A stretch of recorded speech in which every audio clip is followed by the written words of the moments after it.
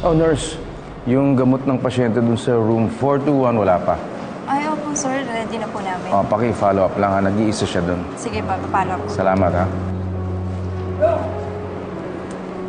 Georgia, anong ginagawa mo rito? Sinusundo ka? Hinihintay ko si Emma dahil nag-iisa yung nanay niya. Nandyan na siya.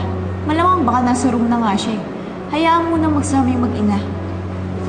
I-check ko muna ha. Ha? Diyan ka muna. Rome!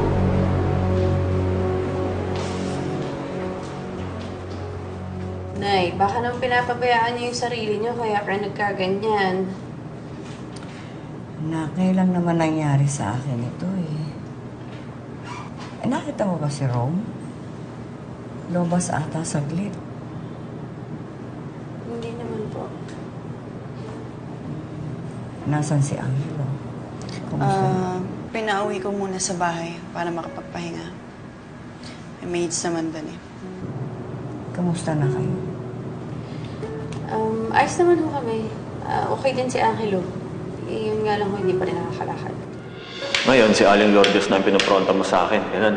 Mama, bakit naman talaga si Rome yung iniisip mo kaya gusto mo kagad umuwi ng Maynila?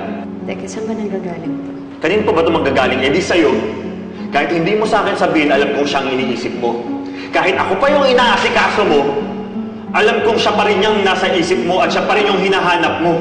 Kailangan ko bang patunayan sa inyo araw-araw na wala akong gagawin na anything related to Rome?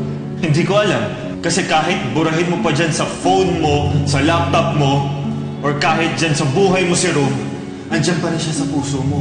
Kaya nga hindi mo ako magawang mahalin, di ba? Hindi mo siya makalimutan.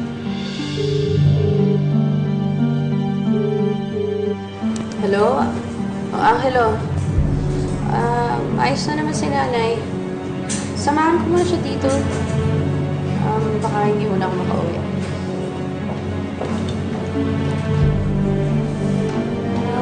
Ano natin? Sabi naman ni nanay. Mas ka na nga rin.